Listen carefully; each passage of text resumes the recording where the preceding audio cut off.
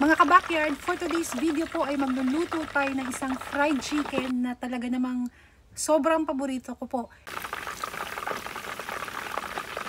Ito po yung kinalakihan kong fried chicken na una kong naging paborito po nung nasa Pilipinas pa po ako. Tara po mga ka-backyard at ipapakita ko po sa inyo kung paano magluto nitong ating fried chicken na paborito ko. Yan o, mainit-init pa. Yan o. Grabe, mainit-init.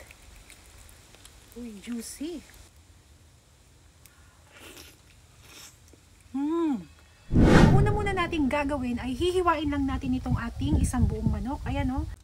Meron tayo ditong 1.5 kg na manok. Ito pong recipe gagawin natin ngayon ay sobrang paborito ko po talaga. Bago pa nagkaroon ng Jollibee fried chicken, ito muna yung naging paborito ko. Ayan o, ito lang yung gagamitin natin ngayong araw sa ating recipe. Yung kalahati nito ay may paggagamitan pa tayo niyan. Ang susunod naman natin gagawin ay ilalaga na natin yung ating manok. Bali po, ang gagawin natin ay parang ipopoach natin yung manok. Yung hindi po aggressive na pagkulo ng manok. Yung parang halos kumulo lang po siya. Ayan, tara po, papakita ko po sa inyo kung paano yung pagpopoach. Ilalagay na natin yung ating mga aromatics. Uunahin lang natin ang laurel, pamintang buo, bawang, magic. Yan yung magic seasoning natin. Asin. Lalagyan din natin yan ng tanglad. Yan. Tanglad. Ilalagay ko na rin itong natira kong spring onion o dahon ng sibuyas. Pampadagdag lasa rin po yan.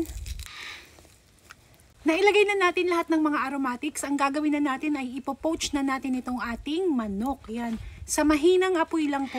Ang aim natin ay hindi natin pakukuluin talaga ito ng aggressive. Yung sobrang hina lang po. Nakikita nyo po ay unti-unti na siyang parang umiinit yung ating apoy. So ang gagawin natin ay hihinaan na natin ito.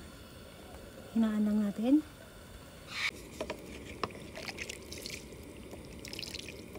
After 5 minutes, i-check lang natin. Yan o. Buhos lang tayo dito sa kanyang ibabaw para maluto rin yan.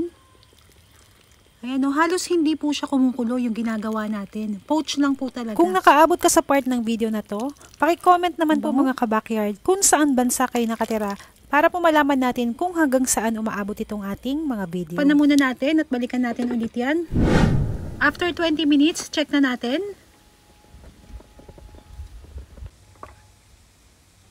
Ito na po yung ating itsura ng ating manok pagkatapos nating ma-poach. Ang ganda po ng skin niya, plump na plump pa rin po siya. Ang susunod na nating gagawin dito ay i-air dry lang natin ito. Yan, para matuyo yung kanyang skin. Pwede nyo rin itong iharap sa electric fan o ventilador kung wala kayong hair dryer. Ayan. Ang susunod na nating gagawin ay papahiran lang natin yan ng toyo.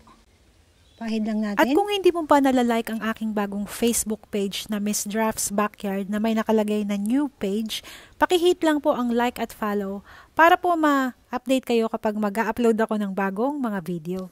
Dito sa isang malinis na kawali ay maglalagay lang tayo ng mantika. Yan, bagong mantika yung gamit ko.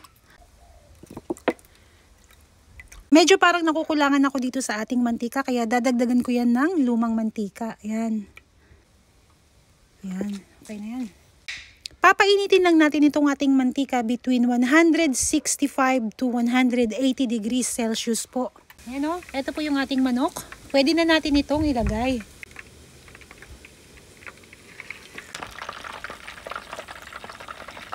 Prituhin lang natin itong ating manok hanggang sa mag-golden brown.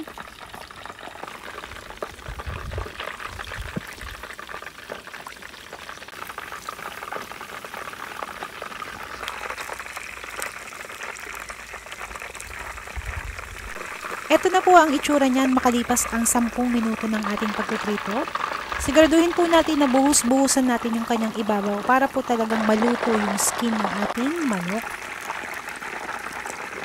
At ito po sa ika-15 minutes na pagpiprito, ayan o, mamula-mula na siya at malapit na yung maluto.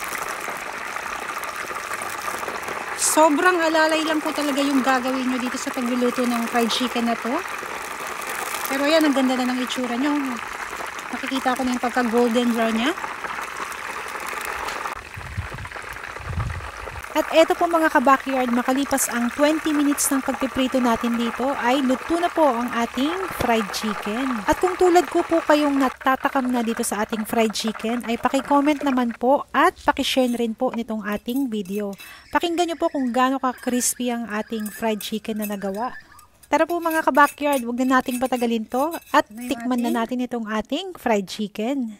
Eto po mga ka-backyard, luto na po yung ating fried chicken a la Max. Ayan o, fried chicken a la Max. Sobrang bango. Tikman na po natin. Mainit-init pa. Ayan o.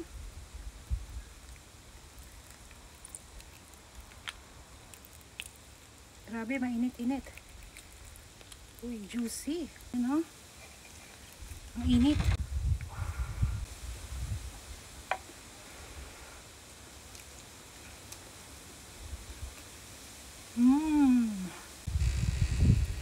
Ang sarap. At napakalasa po talaga. Tignan nyo naman po kung gaano ka-juicy yan, no? Sobrang juicy. Aray, ang init. Ayan, no? Tumutulo-tulo pa. Ang juicy po niya talaga. Lagyan natin ng sauce. Meron ako ditong Mang Tomas. Ayan, no? Aray, ang init. Ayan. Kain po tayo.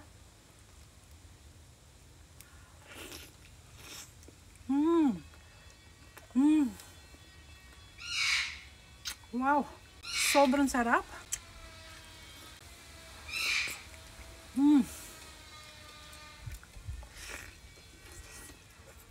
Melt in the mouth, ang juicy, ang lasa.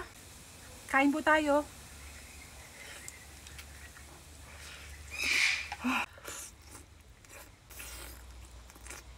Ang sarap.